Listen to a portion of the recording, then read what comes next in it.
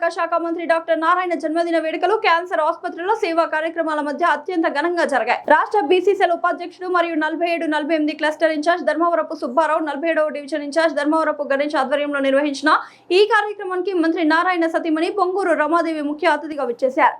ఈ సందర్భంగా ఆమె ఆసుపత్రిలోని రోగులకు వ్యక్తిగతంగా పలకరించి వారి ఆరోగ్య పరిస్థితులను అడిగి తెలుసుకుంటూ పండ్లను పంపిణీ చేశారు. అంతేకాకుండా ఏదైనా అవసరమైతే ఆందోళన చెందాల్సిన పని లేదు, ప్రభుత్వం మీకు కుటుంబంలో అండగా ఉంటుందని రోగులకు భరోసా కల్పించారు.